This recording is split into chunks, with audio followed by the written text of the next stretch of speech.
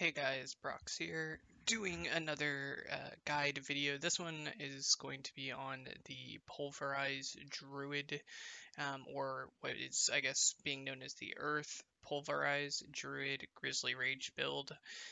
This is very common, but it is one of my top 3 contender starter builds for Diablo 4, having a very tough time deciding against Hoda Barbarian, Pulverized Earth Pulverized Druid, or potentially even, odd to me, but Poison Trap Rogue is up there just because I can see how that even solo play can be very strong.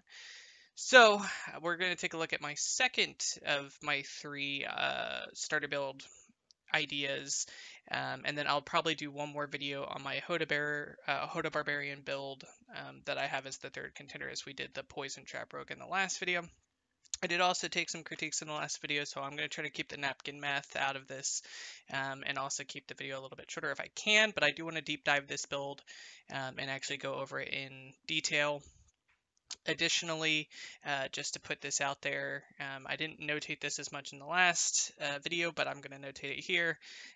This is all skeptical. I've told this to everybody as we're theory crafting. Nothing that we are doing, none of these theory crafts that we make matter until May 31st when we can do the pre-download.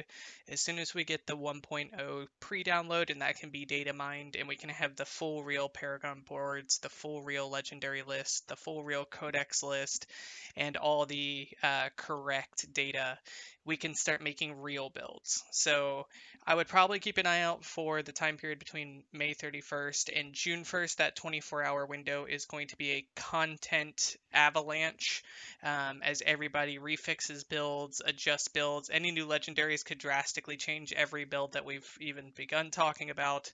So with that said, take everything as it is right now. Come next Wednesday, I will probably put out a finalized version of which build and which character I'm going to go with out of the 3, the Poison Trap Rogue, the Barb, or the Druid. But this one's a really big contender for me, so I'm going to put this together and kind of go through it with you guys. So let's get started. Hey guys, alright, so we're taking a look at the Pulverized Druid here.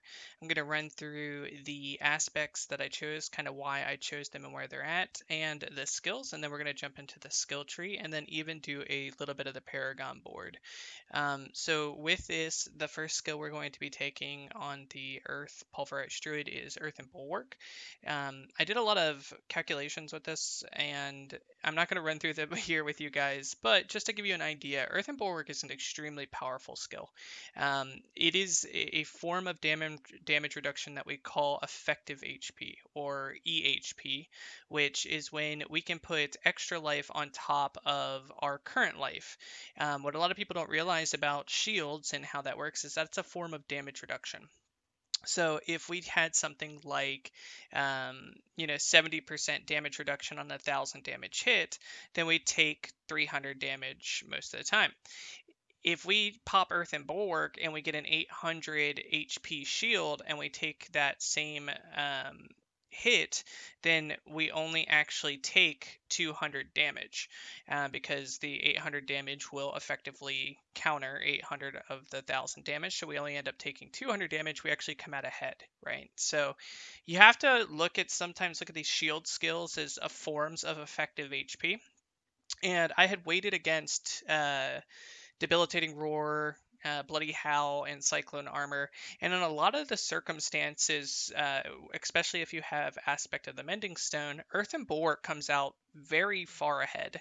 It has a high effective uptime, and it does a ton of shield at base life. And when we start getting into bolstering it and giving it more effectiveness, it is actually a much more efficient way to get damage reduction.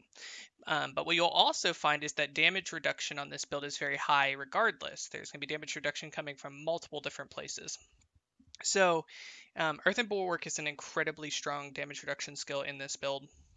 So we're going to be taking that, and I'll explain kind of where we're getting it to even be stronger than what it is at its base. We're going to take Trample, of course, for movement and also to generate Spirit. We're going to take Hurricane to proc vulnerability, so that we can keep mobs and bosses vulnerable while we do our overpowers, or our pulverize, our overpowered pulverizes. We're going to take Grizzly Rage as our ultimate, of course. This is by far probably the strongest ultimate on Druid. Very few things come close to this, so on any shape-shifting build, this is usually the go-to. We'll deep dive that in the skills tree section. And then we're going to take Storm Strike to generate both our spirit, but also give us more damage reduction and to help proc vulnerability when we are out of Grizzly Rage. When we're in Grizzly Rage, I do believe Storm Strike will automatically become Maul, and we will have to use Maul in Grizzly Rage, which is a negative, to be truthfully honest, because Maul is very sluggish and slow, and it doesn't feel great to play. But Grizzly Rage is too good not to have, so we're just going to have to make do with that. For our spirit boons, we're going to take 10% reduction of damage from elites. Bosses count as elites, so this is a 10% damage reduction from both the hardest hitting standard trash mobs, but also from bosses. Again, there's a lot of these random sources of DR that are going to come throughout the build. We're going to take 30% critical strike damage because it's one of the best options within this tree for Pulverize. We're going to take extending our ultimate skill by 25%. That's going to extend our uptime on Grizzly Rage. And we're going to take critical strikes while shapeshifting are going to heal us. This is another form of effective healing. So as we crit, we'll get healed. And then we're going to take every 10th kill will cause your next Earth skill to overpower. This is going to be fantastic for this build because it's going to allow us to overpower into an overpower, effectively keeping our overpower uptime as high as possible. And as we get tankier, this is just going to get stronger because if we do like a mob clear, right, and we kill 10 enemies at once with an overpowered Pulverize from Pulverize's native ability to overpower, our next skill for the next trash pack or potentially going into the boss's room is already primed to be a overpower. So in that window that we have to wait, that 12-second window on Pulverize, we can fill that with another overpower, which is just awesome, right? Like, so this is going to be a fantastic kind of buffer between our Pulverize overpower downtime.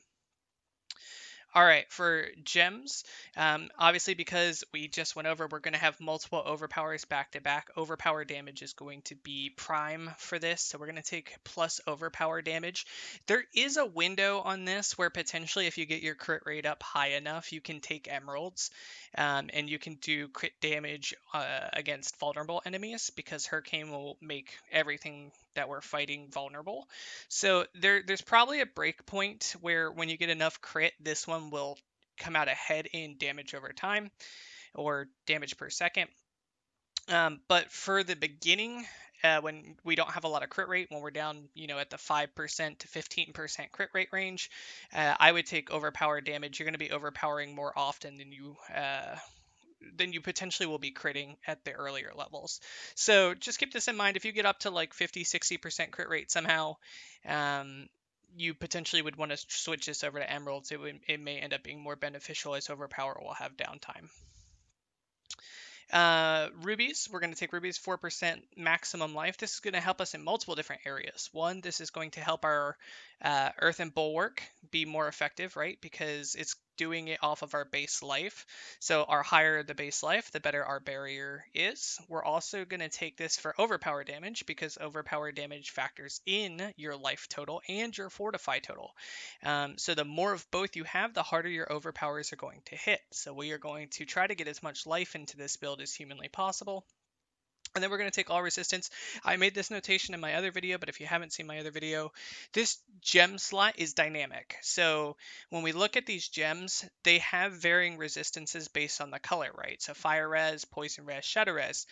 You want to be changing these out depending on the boss fight that you're going in, if that boss fight is giving you trouble. So you don't want to go in with 8% all res into like a heavy fire based boss fight when you could be going in with 22.1% fire res, right? It's considerably more resistance based on the encounter that you're having. So it's fine running all res as a catch all, but if you get to a certain situation where you're butting your head against a wall and you just need to figure out how to get more resistance to an attack or a boss type, just switch it up, right? Grab a ruby gem or whatever you need that's going to help you against that certain situation.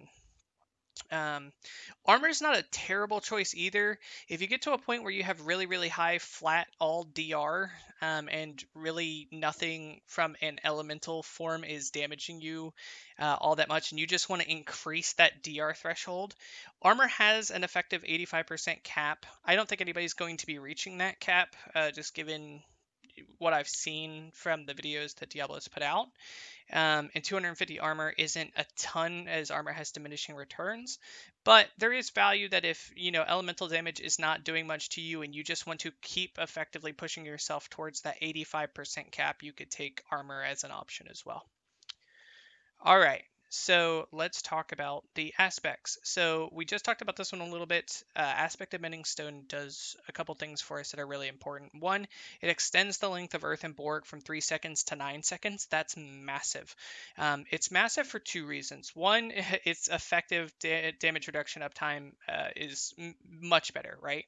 But it's also going to help fill the gap between Grizzly Rage's downtime. So when we look at Grizzly Rage has a 50-second cooldown, but with both the extension of your extended duration of ultimate skills by 25% here, and with our Rampaging Werebeast aspect, where it's going to extend the uptime by, make sure I get you the exact calculation correctly, 5 times 1.5, 7.5 seconds, and then we're going to do 50 times 1.25. Oh wait, that's actually, we want to do 20 times 1.25. 25 plus, I think it was 7.5, right? So plus 7.5, we get 32.5 seconds, right? So we have 32.5 seconds of active time on our Grizzly Rage with a 50-second cooldown. So let's do 50 seconds minus 32.5. That is a 17.5 second cooldown. So what's really good here, and where Earth and Bulwark really comes into play with that 9 seconds, is as soon as you pop out of Grizzly Rage, because in Grizzly Rage you can't use anything besides Werebear skill, so you won't be able to use Earth and Bulwark in Grizzly Rage. But as the moment Grizzly Rage comes down, you pop Earth and Bulwark. That's going to bolster you. That's going to make you unstoppable. That's going to give you immediate Fortify. That's going to give you that effective HP as a damage reduction, and it's just going to keep you protected. And that's going to be up for the 9 seconds or for the duration of the shield, right? So if you get hit for more than the shield, obviously it could go down before that 9 second window. But if you don't, it's going to be up for that 9 seconds. So we subtract this by 9. Your Grizzly Rage cooldown effectively becomes 8.5 with no cooldown reduction, right? So if we start getting some cooldown reduction later in the game, or after level 50, you could actually get this down to like a couple seconds, and you're in and out of Grizzly Rage constantly. So that's extremely important. Another aspect of Bulwark that's fundamental to this build and keeping you alive as you're playing, is how low it gets your Grizzly Rage cooldown down. So that's a huge part of this Mending Stone aspect. The other part is kills refresh the actual shield, so that effective HP pull and damage reduction just gets better. So this is, to me, a irreplaceable aspect in this build. I think absolutely you should run this the entire time you're running the build. I don't think any unique that could possibly come out is going to be better than this for the functionality of how this build works, just covering the gap between your Grizzly Rage cooldown.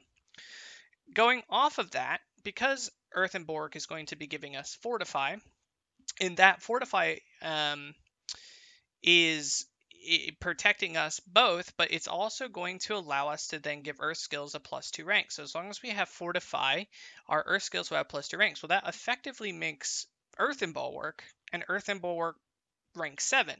Rank 7 will roughly get you around 72% increase to your base life as a shield. So 72% of your base life is a massive amount of your base life as a shield, just by having this +2 ranks. But the other benefit is it's also going to give +2 ranks natively to your Pulverize, because we're going to be turning Pulverized into an Earth skill. That's why we call it the Earth Pulverized build. And that immediately, without having to take an affix out of your actual gear affixes, allows you to quickly get a +2 rank to your Pulverize ability, raising its effective damage. So this is a very powerful skill for both Earth and Bulwark, and it's a very powerful skill for our Pulverize, or aspect for our Pulverize. So we're going to take that as well. Retaliation, again, while you have a fortify up to 100%, so if you get your fortify to 100% and you can keep it there, you will have 40% increased damage. Now you may be wondering, why are we not putting this, this effective damage cap over on our amulet and getting the damage up by 1.5? In truth, I don't. It could be interchangeable, but I kind of value having that cooldown reduction on Grizzly Rage being raised up to 7.5 from 5, because the quicker we can get back in the Grizzly Rage, the more effective this build becomes, versus having an extra 40% of damage. But it's close, right? Like, it really comes down to, if you're struggling to keep yourself within werebear form or in Grizzly Rage, then maybe swap them over and take the extra 40%. But the way the Werebeast amulet works is it also means that any of our critical strikes increases our critical strike damage by 10% for the duration. There's the assumption that this means that every critical strike, that critical strike damage is additive. So if we crit 3 times, it's 30%. If we crit 10 times, it's 100%. So the effect is you want to be in Grizzly Rage as long as possible to get those stacks as high as possible. So if we can get those stacks up to 300, 400, 500, 800% critical strike damage, then you're going to hit from massive numbers. That's going to cover that 40% increase, or not even 40%, it'd be like 60%, somewhere in there, of retaliation. So I don't value retaliation as high as I do having that extra time in Grizzly Rage, because that extra time could be a massive increase in damage. Just having it as an extension. I'm trying to actually think about the math on it too. Just again, I don't want to do too much napkin math here, but I'm trying to think if you can, because you have the potential, right? Like in 1 second, you could potentially crit multiple things at once. And if you crit more than 4 things in 1 second, that's 40% extra critical strike damage on your next crit. But potentially, you may crit only 1 thing. So if you're fighting like a solo boss and you crit them, you may only be able to get 2 crits in 2.5 seconds. And that's only 20% critical strike damage uptime versus having 40% uptime all the time. So again, I think this is kind of one of those situations where one could arguably be better than the other. You could swap these around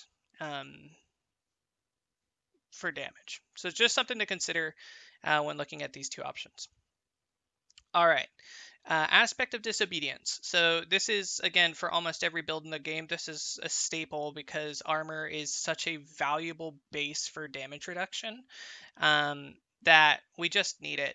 If we hit multiple enemies with the Pulverized Shockwave, that immediately is going to jump our stacks up on our armor, and that armor keeps us alive. It's pretty straightforward. Ghost Walkers, best movement skill in the entire game by far. Every time you get unstoppable, you can gain 25% move speed, and you can move freely through enemies. We get that from Earth and Bulwark, and I do believe we get it from Grizzly Rage. And then we also get it from Trample. So we have 3 different sources that are going to maximize the value of Ghost Walkers. So this is a no-brainer for this build. Balanced Aspect increases our maximum spirit by up to 50 and spirit generation by 20% while we're in Grizzly Rage. So we're just amplifying even more the benefits of Grizzly Rage. Aspect of Earthsign Horror is what is going to turn Pulverize into an Earth skill, and then after we cast Pulverize, Tectonic Spikes continue to deal damage over 2 seconds. To be frankly honest with you guys, Tectonic Spikes is garbage because it's doing flat damage. So it's not something that can be multiplied. It's not a multiplier of anything within Pulverize. It's negligible damage that is just there. Very, very negligible, especially as you get higher levels. But it's most important that we turn Pulverize into an Earth skill so we can take advantage of ballistic aspects and getting those free +2 ranks. All right, and then the last aspect is the obvious one. It's the shockwave aspect. That creates a shockwave that travels forward. This essentially makes Pulverize a combination between both Barb skills, Hoda, and Upheaval.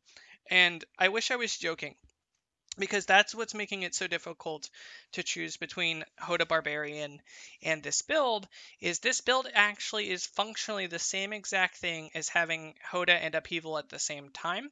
And then additionally on top of that, this is one of the most powerful single damage increasing aspects in the game now that Upheaval and Hoda have been nerfed. So since Limitless Rage's nerf and Expectance nerf, this single shockwave aspect giving 260% damage increase while having the effects of both Hoda and Upheaval makes it in a class of its own when it comes to damage output. So this is why a lot of people are having trouble making that decision. Like, Upheaval's been gutted, Hoda has some limitations to it, and then you have Shockwave Druid. Now, here's the negative. So why isn't this a no-brainer? Why not just immediately say that you're going to go for the Shockwave aspect over going with a Hoda Barbarian?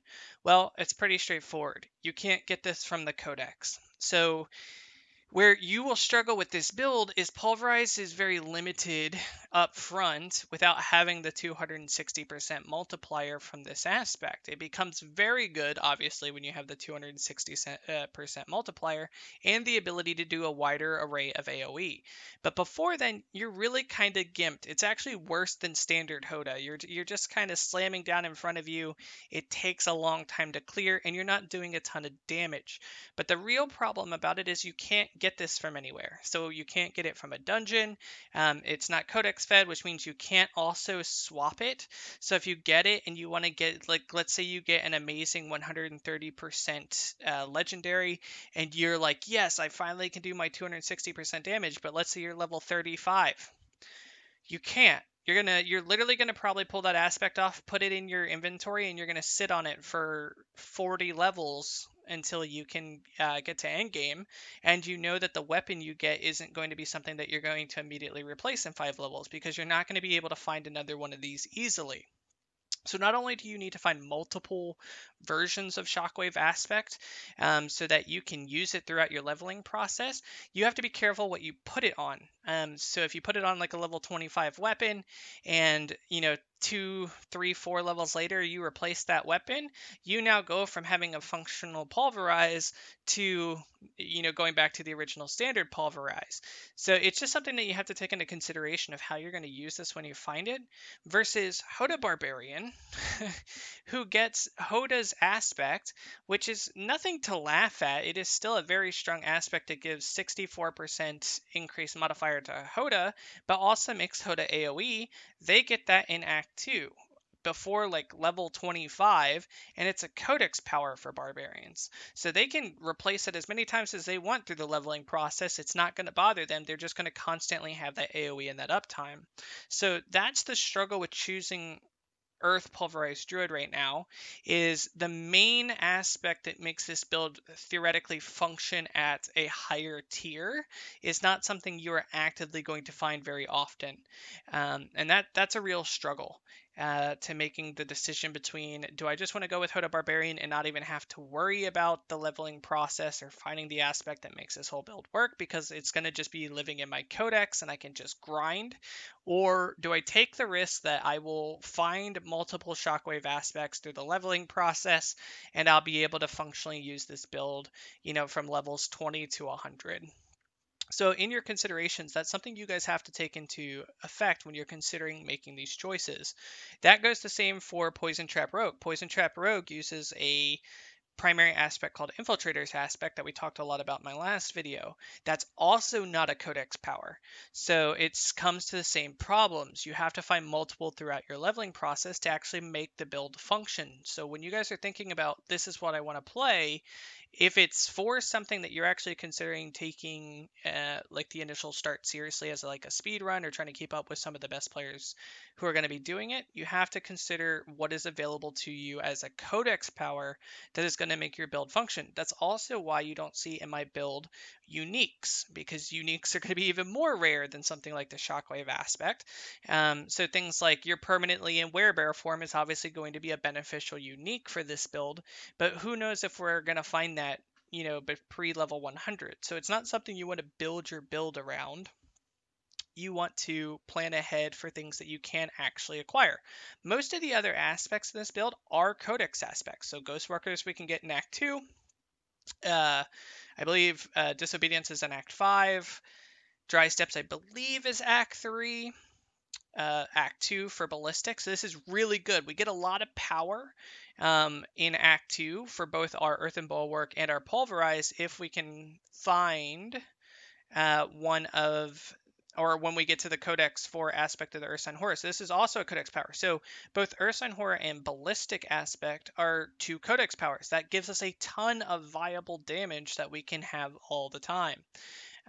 Dry Steps again for Mending Stone. Hawazar for the Grizzly Rage. And then the only other one outside, I think it's just these two. So Shockwave and Balanced Aspect are the only two you have to find on legendaries. It's just unfortunate that Shockwave is one that isn't a Codex power. It really holds back the decision on making this my primary build. All right, with that out of the way, let's run through the skills really quickly. So we're going to take Storm Strike, and this is going to, I believe, be converted to Maul when we're in Grizzly Rage. I think it automatically converts. So just know that you can only use this outside of Grizzly Rage to proc vulnerability while your Earthen Bulwark is up, and this is just to get your spirit back up to 100%, but it also gives you 25% damage reduction after dealing damage with Storm Strike. So as long as you hit the boss with Storm Strike, you get an additional 25% damage reduction, which goes with your Bulwark, which should theoretically keep you alive through most anything until you can get back into Grizzly Rage. And as I pointed out, that's only like an 8.5 second timer if you've gotten the max value out of Grizzly Rage. We're then going to take +3 Spirit so that we can get to Wild Impulses, which is a negligible amount of Spirit increase on Pulverize to gain a ton of extra damage. So we're absolutely going to take this 100% of the time. We're going to obviously take 5 out of 5 Pulverize. We're going to take Improved Pulverize so that our Pulverize will overpower every 12 seconds if we remain healthy. We should be remaining healthy for a ton of different reasons. One, getting through our 73% Earthen Bulwark, all our defenses, all our damage reduction is going to be very difficult for bosses. We're going to be very tanky. And then in Grizzly Rage, as we'll get to in a second, we gain a lot of Fortify over each second.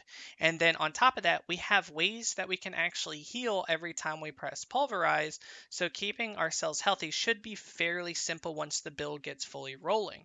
So you should be able to get and overpower almost all the time every 12 seconds. And then of course every 10th kill is also going to be an overpower for our Pulverize. And then it says enemies hit by Pulverize have 20% damage reduced for 4 seconds. Again, this is another form of damage reduction. So we're going to take this to keep ourselves alive. Critical strikes to close enemies. When we're doing boss fights, this is going to be extremely crucial because we want to get right up on top of the boss and then slam down on the boss as long as they're not standing in like a poison pool or a fire pool of some sort. We just always want to be kind of up near them, slam to get the extra critical strike, and that's just going to be a nice benefit to have. But the Shockwave on Pulverize does Shockwave very far out and will also do distant enemy damage, but the distant enemies won't get this 6% bonus. We're also going to have 9% damage reduction while in Werebear form. We're going to be in Werebear form for 32.5 seconds of the time when we're in Grizzly Rage. So this is just another 9% damage reduction while we're in Grizzly Rage, and then it extends for 3 seconds post Grizzly Rage, which is nice. That adds into the Earth and Bulwark period. Almost for the first 3 seconds of our Earth and Bulwark. So it's nice to have that extra damage reduction. We're also going to have non-physical resistances increased by 15%. So that's your fire, shadow, poison damage reductions. So we're also going to have that up all the time.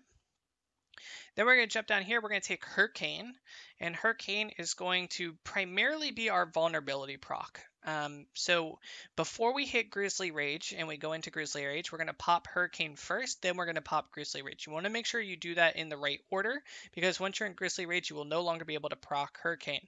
So we want to proc Hurricane, and you also want to proc Earth and Bulwark before going into Grizzly Rage if you have the time to do so. So if there is a window where you're pre-set up for a boss, you want to pop Earth and Bulwark, Hurricane, then Grizzly Rage. So these two are active as you go into your Grizzly Rage. And then while you're in Grizzly Rage, you can get the effects of vulnerability. This is another reason why we want to be close to the boss, because we want the boss getting ticked by Hurricane so that there's a 15% chance here that you get vulnerability, but you also get lucky hit chance that you also can proc vulnerability. We just want Hurricane procking vulnerability as often as possible. So every tick has a high chance of getting vulnerable. That makes every time that we pulverize while the boss is vulnerable, they take more damage. So that's why we're taking this as our vulnerability source, because when we're in Grizzly Rage, if you remember again, we cannot use Storm Strike. So Storm Strike cannot be our vulnerability proc while we're in Grizzly Rage. That's why Hurricane is here. So we're also going to then take Crushing Earth. Earth skills deal 15% increased damage to enemies that are slowed, stunned, immobilized, or knocked back. So Hurricane is going to slow enemies. So as we run through enemies or they get slowed by Hurricane, those enemies will take 15% damage from Pulverize, because we converted Pulverize to an Earth skill. While you have Fortify over 50% of your maximum life, your Earth skills deal 12% increased damage. We're going to Fortify like crazy thanks to Grizzly Rage. So this is going to be a free 12% damage all the time. Trample Earth is our movement ability, so we're going to use this to move around. Also, it does a knockback, which can also take advantage of Crushing Earth. This is really a non-factor too much. It just deals bonus damage, and this is reduced by each enemy hit. It's not really a primary thing on this build. And then casting Trample grants 20 Spirit. This is huge, right? Because, again, Maul is going to be very, very crappy to use in Grizzly Rage. So trampling while we're in Grizzly Rage is going to be a quick way to get 20 Spirit so that we only have to do 1 or 2 Mauls to be able to pulverize. So we would pulverize, and then we would trample, Maul once, and then we should be able to pulverize again. Then we're going to take Nature's Magic deals 4% increased damage to elites. That's to unlock this node set down here. In that node set, we're going to take your Earth skills deal 12% increased damage to vulnerable enemies. The Storm skills portion isn't as crucial. We really just want the extra 12% to vulnerable enemies, thanks to Hurricane proccing vulnerable, and again, Pulverize being an Earth skill. That's just an extra 12% of damage. Then we get to Resonance. Nature Magic skills deal 6% increased damage. It is believed that Pulverize being turned into an Earth skill also converts it to a Nature Magic skill. It's not 100% confirmed, but as long as that is a confirmation that when it becomes an Earth skill, it also technically becomes a Nature Magic skill, then this is an invaluable node, because it says it triples the value of the 6% if the skill before Pulverize was a Storm skill. So there's also a question if each tick of Hurricane will reset this for your next Pulverize. So if each tick of Hurricane counts as being ticked by a Storm skill, then every Pulverize should get this benefit. If it doesn't, and it only happens on the first tick, or the Storm Strike, then it will only be for the first Pulverize that you do when you enter Grizzly Rage, and then all your other Pulverizes will not get the advantage of this. But under the assumption that potentially every tick of Hurricane is actually counting as a reset for Resonance, this is an invaluable passive node because it's a ton of extra damage. And then this one is huge. Nature magic skills, again, under the assumption that Pulverize becomes a nature magic skill when it becomes an earth skill, every time we use it will heal us for 2% of our maximum life. This will help keep both our health and our fortify up into that healthy state so that we can always have the opportunity to get another overpowered Pulverize because we're going to keep ourselves healthy. Then we're going to take Grizzly Rage. Grizzly Rage is going to shapeshift us into a dire werebear for 10 seconds and gain 20% bonus damage and 20% additional damage reduction. We're going to be a beefy boy. Damage bonus is increased by 3% each second while in this form, so extending this as long as possible, getting that 32.5 seconds is crucial because that is then going to get multiplied by 3, which is just under 100% extra damage. And then kills extend the duration by up to 10 seconds, meaning the max duration of the pass or the base skill of Grizzly Rage is 20 seconds. The problem is we have to make sure we get kills up to 10 kills during that 10 seconds so that we can extend that out. That may be very difficult on solo bosses, so something again like Blood Bishop in the betas, who don't spawn ads. This is going to have a lot longer downtime than the 8.5 seconds we calculated before because we're not going to be able to get that full extra 10 seconds from killing anything while we're fighting Blood Bishop. So you could effectively, in certain situations, have up to an 18.5 second cooldown between you and having Earth and Bulwark or Grizzly Rage. In that window, you are the most susceptible to dying. So just try to consider your situation that the potential of dying is on solo boss fights with no ads, where you have a gap between your Earth and Bulwark cooldown and your Grizzly Rage cooldown that could be upwards of 18.5 seconds. That's the window in which you have to be very careful in your fights. Obviously, this is another benefit. Grizzly Rage becomes unstoppable. That goes with Ghost Walkers, makes you very fast. And then this one, gain 8% base life as Fortify per second while in Grizzly Rage is active. So if you have Grizzly Rage active for that full 32.5 seconds, you're basically going to live at 100% Fortify. And that procs everything that we've talked about before this, just giving you all those bonuses to all the damage that we're doing. Then we're going to take Ursine Strength to gain an additional 20% maximum life while we're in werebear form, but most importantly that it carries over 3 seconds after leaving werebear form, which in that 3 seconds is when we want to pop our Earth and Bulwark, because Earth and Bulwark can take advantage of that 20% additional maximum life. I think it really comes down to how this actually functions, because if it considers maximum life at the point that you leave as base life, then Bulwark should take advantage of this. If it counts as additional life and Earth and Bulwark does not consider it as a bump to your base life, Earth and Bulwark may not take advantage of it. This I actually do need to test in the next release or when we go live. And then while healthy, again, we're going to be healthy as often as we can be, you gain additional 30% increased damage. So that's why we're going to take that.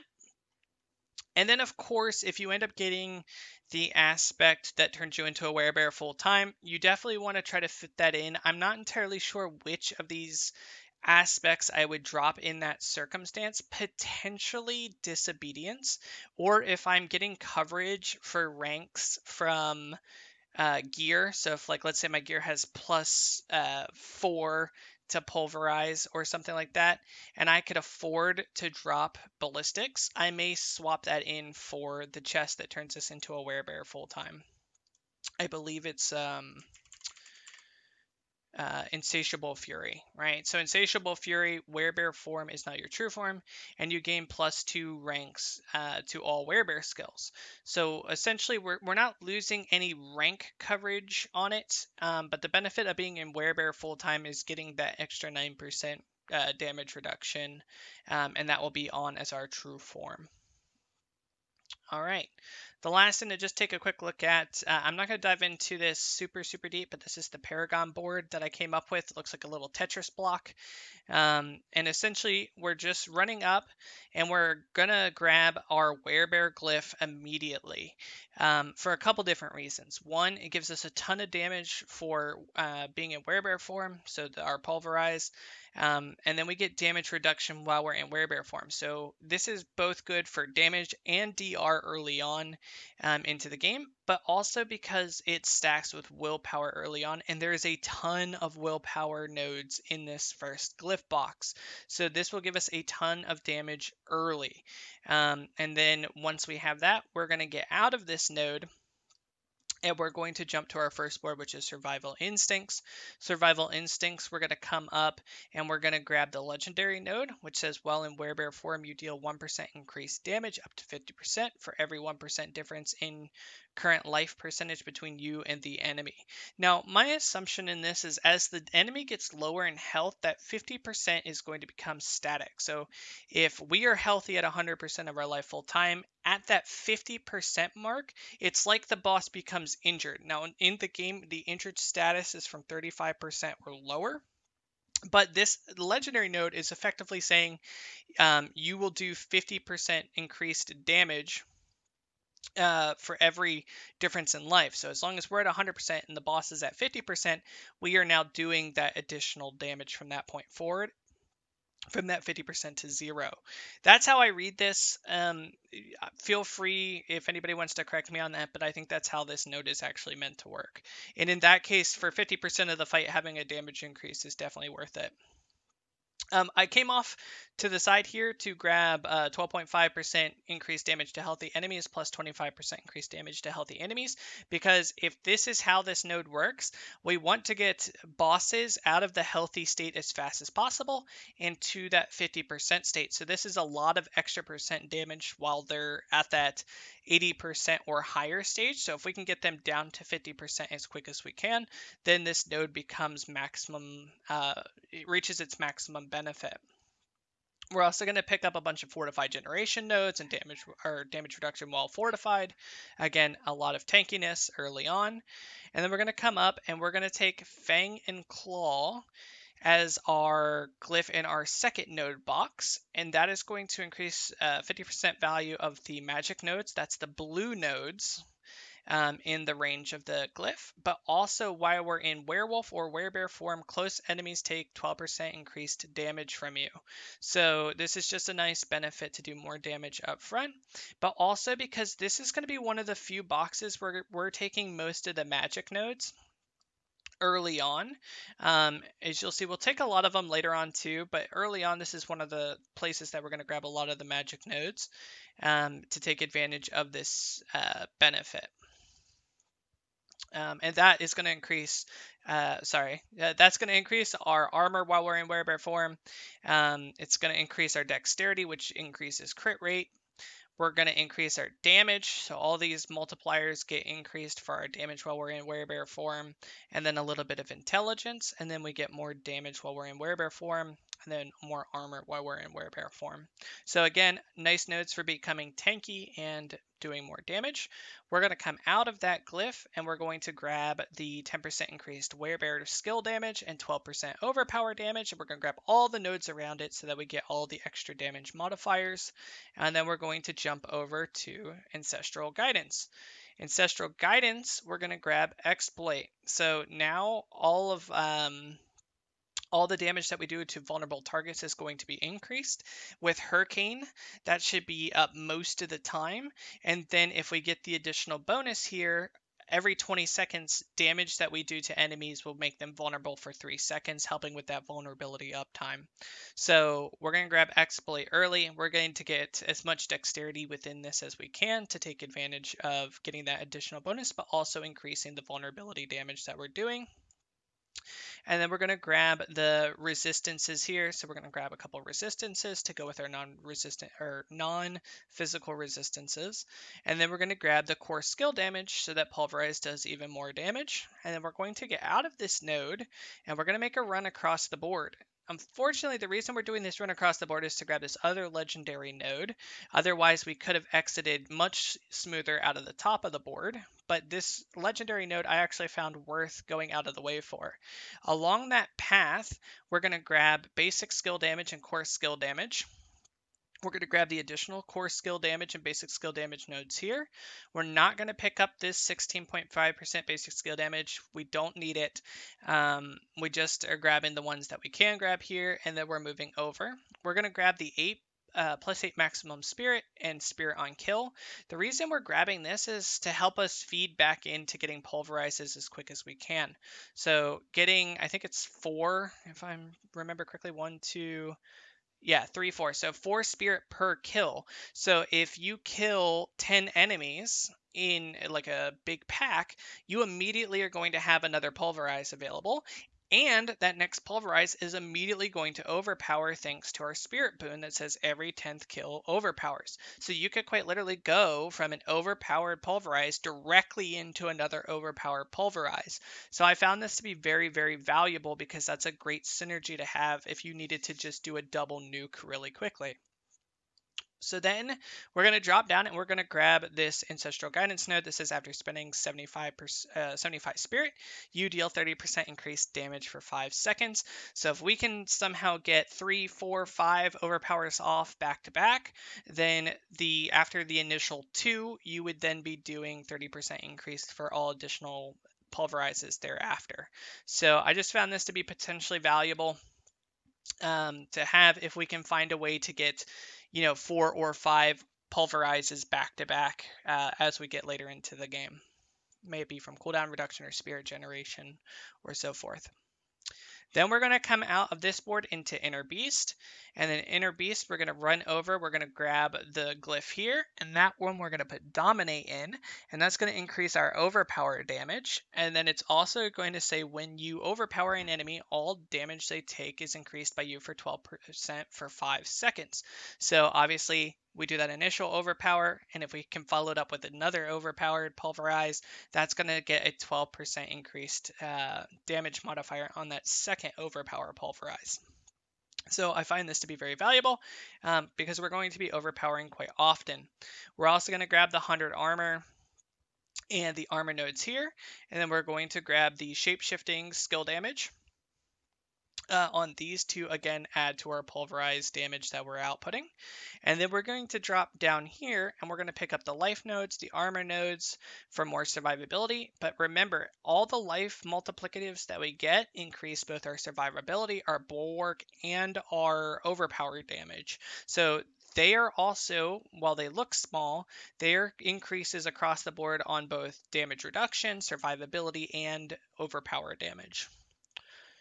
Then we're going to come down, we're going to grab physical damage, critical strike damage down here. So again, as we get later into the game and we can get those critical strike modifiers and the critical strike chance affixes to get critical strike chances more often, later in the game this becomes more valuable. I didn't find value in having this board early because this isn't going to come into a lot of effect until late game. And that was kind of the same way we were talking about before, is you may end up switching some of the positions of things based on how much critical strike damage you can do later in the game. So as it gets later, this board becomes more valuable because of these notes here, because you can get up to, I think it's like 40% extra critical strike damage. So very valuable later in the game. That's why it's a later board on our path. Then we're going to drop down into Earth and Devastation just to grab our 5th glyph. You always want to aim, in my opinion, for 5 glyphs within your Paragon board. So if you're short and you're only doing 4, you're potentially leaving a lot of damage on the table. Unless there's like some crazy legendary nodes that you're going out of the way for. But I do find 2 legendary nodes and 5 glyphs to be the optimal Paragon board that you should be aiming for in your builds. So we're going to come down, we're going to grab the critical strike damage with Earth skills for the same reason we just talked about. This is our last board because this is only going to come into effect later in the game. But this is a lot of, again, extra critical strike damage when we get later and we have more critical strike chance. So we're going to grab those. And then we're going to put Territorial. So for every 5 dexterity within range, close enemies take increased damage, but you also take more damage, or you have more damage reduction against close enemies. We're going to be tanky throughout the entire game, so this becomes less and less valuable later on, but it's still a nice to have as we get into the harder content later in the game. And then we did this line here so that we can get enough dexterity to actually get that additional bonus. And then that gives us, again, some minor nodes here that just gives us a couple more all resistance later in the game. But that's the Paragon boards. Again, just really quick, we went starter board into survival instincts, into ancestral guidance, into inner beast, down to earth and devastation. So that's the layout here. Looking at the stats, again, this is in beta, so how accurate this is up in the air, but it just gives you a general sense. The big key factor here is we're stacking overpower damage to do those multiple overpowers in a row. If we can do those multiple overpowers in a row, this is where the majority of that damage is going to come from. So getting this very high just means that you're going to do a lot of big burst hits. Then you have damage, damage while healthy, damage while werebear, physical, skills, basic, core, werebear, and then shape shifting. So you can see we're kind of covering the board here for where we can get damage from. And then for our life side, really it's getting a lot of armor because again, armor is big contribution to our base DR. And then going from there, resist all is nice and high again for everything that's non-physical until we can get our flat DR high enough that resistances to everything is okay to start weaning off of this a little bit. And then damage reduction while fortified is increased. So all that is good. Then we have a maximum spirit increase of 124. I did have a board for Paragon where I built it out where this actually covered having a third Paragon preset at 100%, meaning that the board itself had, I think it was like 139 Paragon, because you have to remember you have to factor in the 9% increase from wild impulses when you're doing your calculations times this 35. I did have a Paragon board that I had went out of my way to go up this path to grab this extra 8 spirit, because the extra 8 spirit here and the extra 8 spirit here would give us 16 more, and that 16 more was just enough to get it to 140, and that would allow us to have 3 primed pulverizes at 100% spirit. But I ended up thinking better of it because I wanted to make sure that I did maximize the value of getting that 5th glyph online, and that's why I didn't get this extra coverage. If you can find a way to make it work that I couldn't see or didn't foresee, by all means, you could go up on, I believe this board was Ancestral Guidance. You could come up this board, grab this 8 spirit node, come up to the top, go left, and grab this first 8 spirit node and stop here. And that 16 will give you enough coverage to get that third pulverize at 100% spirit. So you would have enough to do 3 in a row. And then again, we have our Spirit on Kill, so we can get quickly back into another Pulverize. If you kill, again, 10 enemies, this immediately gives you a 4th Pulverize. So you could go Pulverize, Pulverize, Pulverize, another Pulverize if you kill 10 enemies. So that would be the play if you could get those two to work together. Otherwise, it's 2 Pulverizes into a 3rd Pulverize on the Pulverize on Kill. And then movement speed is based at 100, but we have trample to help us speed up, and then all the unstoppables that proc ghost walkers. All right, that was a lot, but that's the Pulverize Earth Grizzly Rage Druid. If you guys have any questions, you can find me in Woody's Discord all the time, just chatting with all the different guys, or you can leave comments here on the YouTube video. Happy to answer anything. Have a good one.